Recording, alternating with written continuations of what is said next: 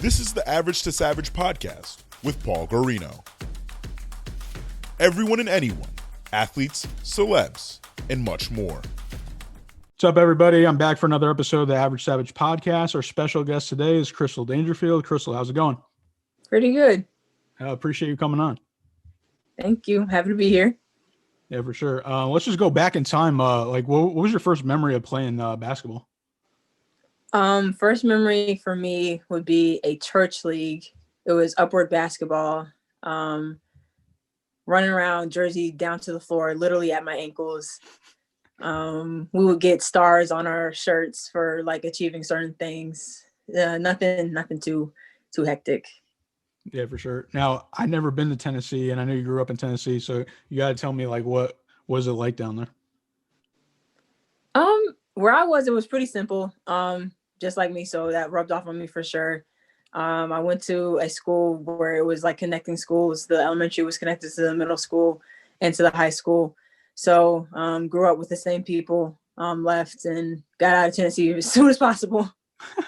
And then what about like during high school, like when did you know you were like really good at basketball?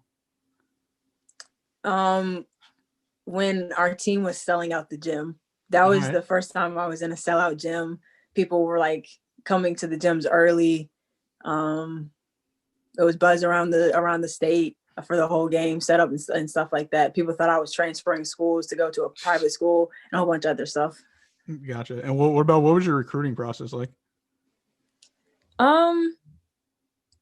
Looking back on it, I feel like it was kind of quick. And that's how I kind of wanted it to be. I didn't want to be, bogged down with having to text coaches all the time or anything like that.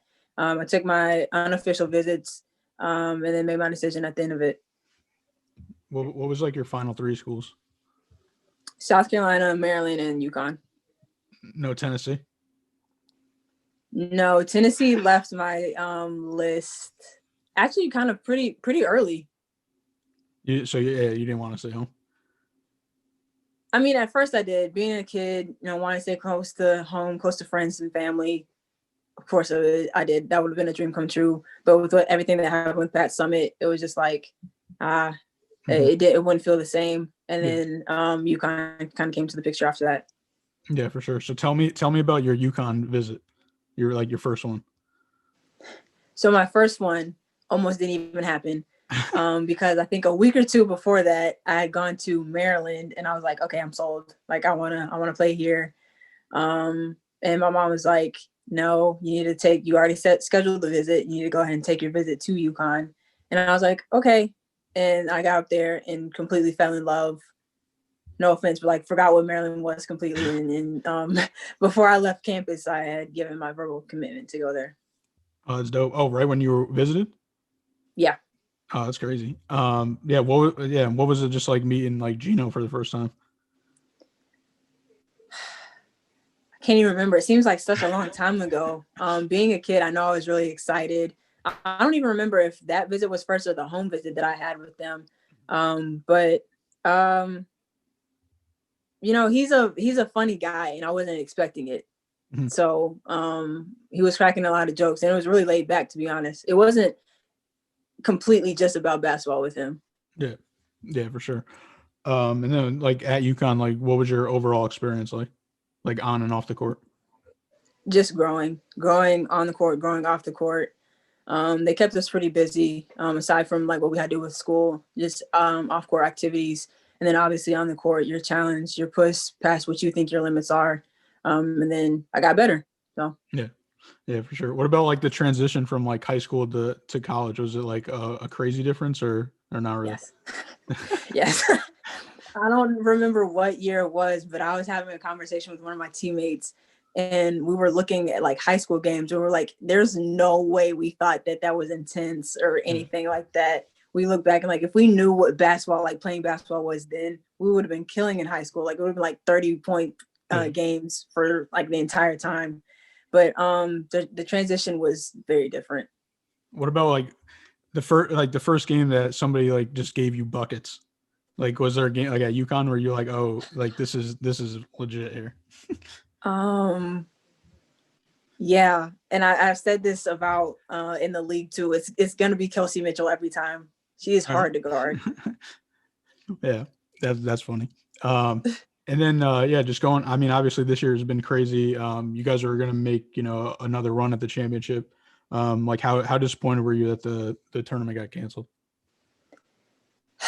Very, because that was my last chance, Yeah. and I felt like we were playing good basketball at the time. So I think things they still happen for a reason. Obviously the COVID situation really sucks, and it's continued to stay that way. But maybe it just wasn't meant to be. That's how I've come to terms with it. Yeah. What was your guys' final ranking at the end of the year? Ooh, that I don't know, but I think our record was like 29-3. Yeah. You guys, I'm pretty sure you were top 5, right? Yeah. Yeah. For sure. Yeah. Then so obviously unprecedented year. Just going into the draft, obviously it was virtual. Probably didn't expect that the year before. Just like, and then just what was your draft night like? Calm. It didn't even really feel like draft night until I sat down and everything started, because it was like a whole bunch of setting up, making sure things worked, like with ESPN, making sure the connection was there. So it didn't really feel completely real until I sat down in front of the TV. Yeah, for sure. And now I know you were supposed to be projected first round. You were a projected first round pick, and you fell to the second round. How did that motivate you?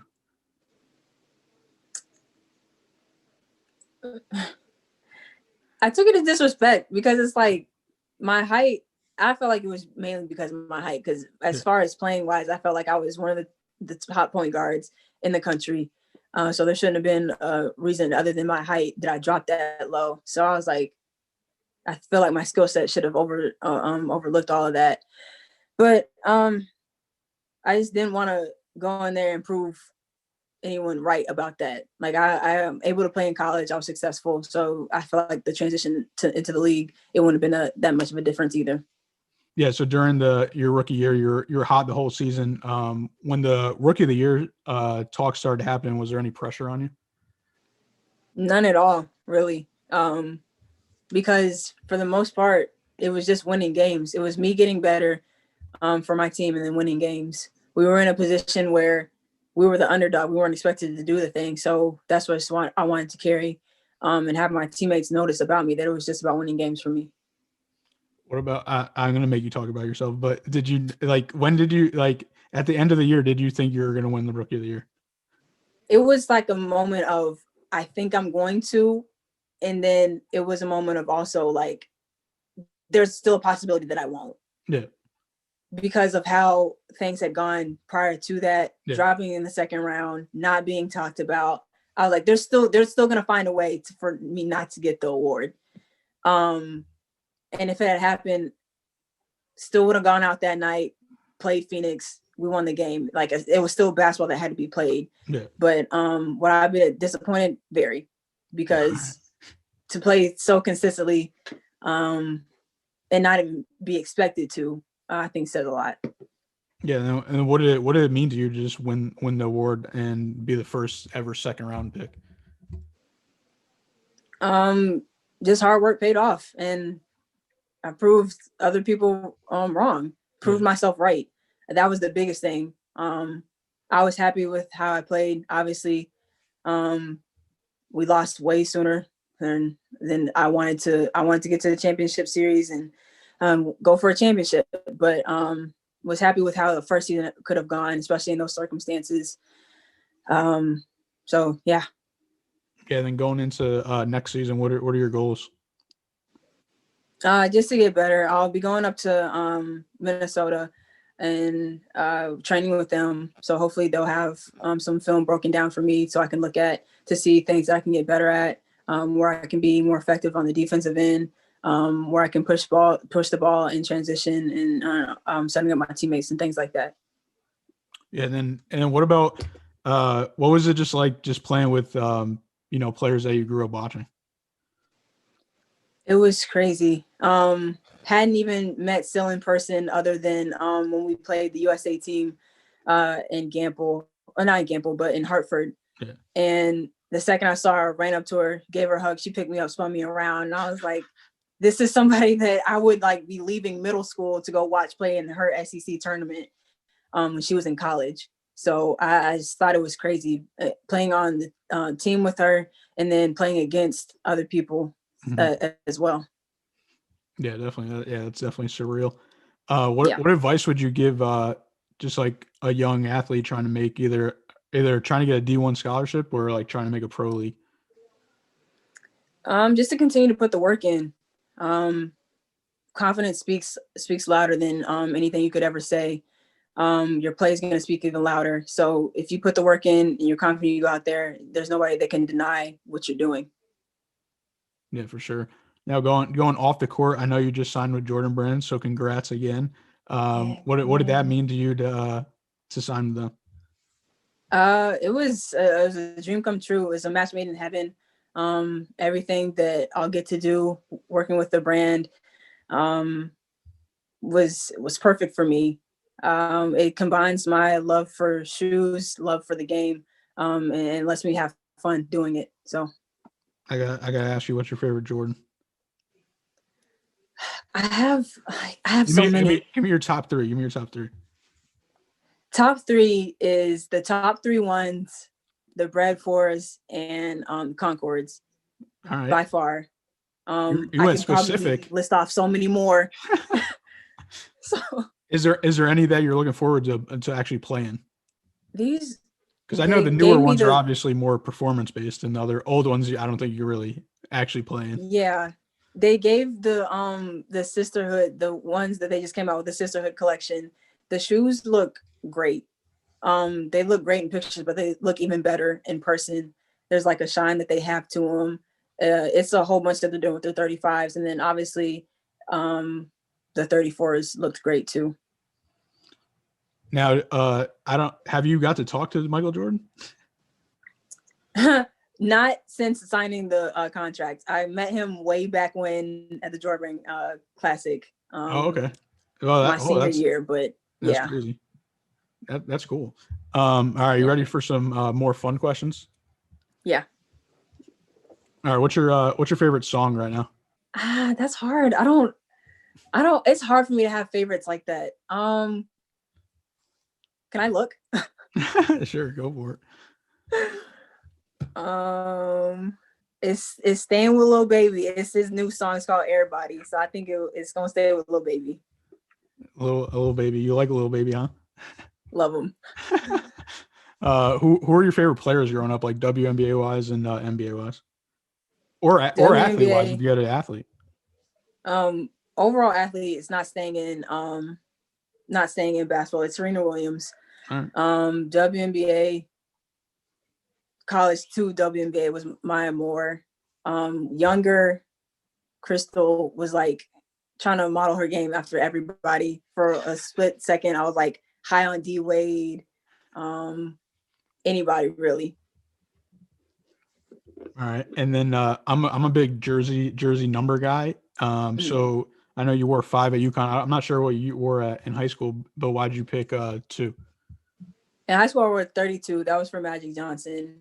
5 in college. 5 never really had like a reason. It was just kind of picked. 2. UConn just gave it to you? No, I picked it. Oh. I just don't know why. Like the number never meant anything for me. It was just a number that I picked. 2. I'm petty. Second round. Yes. All right. I like that. Hey, that's what people do. Yeah. What was your number in high school? It was 32. I picked it from Magic Johnson. Loved him. My dad would always have the NBA Classic on TV, and I would watch the Showtime Lakers. So I'm disappointed that 5 had no meaning. Yeah, I didn't want to, because the reason I didn't. Okay, so it's a backstory, but it doesn't really have a story. So Mariah Jefferson was there. It was a whole bunch of comparisons. I didn't want to go and pick number 4 either. So I was like, okay, just go 5. So there was no reason for the number either. It was just I was not going to have number 4. All right, I'll take it. Yeah. I mean, if you want to go even crazier in depth, Magic Johnson 32, 3 + 2 = 5. I don't know. Maybe that just happened. All right. So I know you told me before you like Skittles. So I'm pretty sure you know Marshawn Lynch was notorious for eating Skittles in between the game. Have you ever done that before? No. As I've gotten older, I haven't. Younger, I can guarantee you, yes, I actually have. But when I found out that he would do that, I haven't done it because I'm like, yo, are you even supposed to be doing that? Like, you're a professional athlete. You're a serious athlete. Don't be out here eating candy on the sideline during the game. But I actually did do that a couple of times in high school, but have not done it since. All right. So yeah, that's funny about Yeah. the Marshawn Lynch and you eating them when you were a kid. What about, do you have any pregame rituals? I wouldn't necessarily call it a pregame ritual, but before every game this last season, I drank a Red Bull. I got a couple of stares from my teammates. They thought it was like, I don't know, but I don't know. The games were late. I needed some energy, keep me up, keep me going, keep my energy up. So yeah, Real question is, how did you get the Red Bull in the bubble? They had it? They had them at the hotel. So like, okay, right. so the bus, so it's funny. The bus was out in front of the hotel. And I'm coming from the villa. So I would walk over from the villa, go inside the hotel, order a Red Bull, like get a Red Bull, put it on there, pay for it, and go out to the bus and drink it. So Red Bull gave you wings. Yes, it did. That is the secret to every good game that I had, Red Bull. That's funny. What about what's something people don't know about you? What people don't know about me.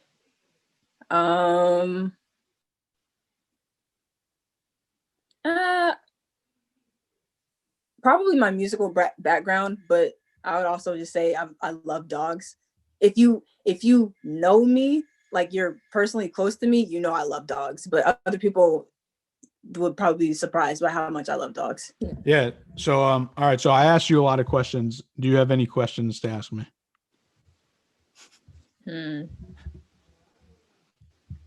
What would be your backup plan? My backup plan? Mm-hmm. Well, I would say, what, in life? Yeah. Well, I'd say I already quit my backup plan because I had a 9 to 5 and I quit it. Okay. What is that? What's your tattoo on your hand? It's a crown. Is that a real tattoo? Yes, it is. All right. It hurts so bad. You just got that? No, I got it back in like the first week of October. Gotcha. So you just got it.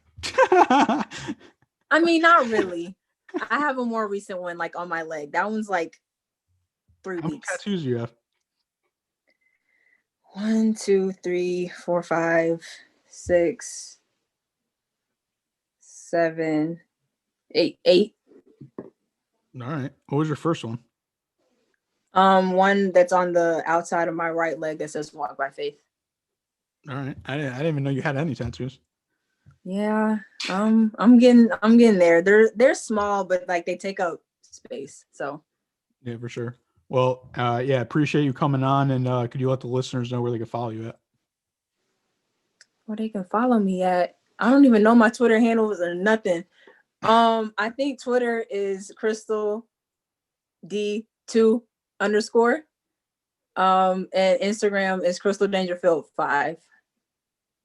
If anyone knows how to change your Instagram name after you've been verified, please let me know because I don't know how to do that. I'm trying to get a 2 on the back of there instead of a 5.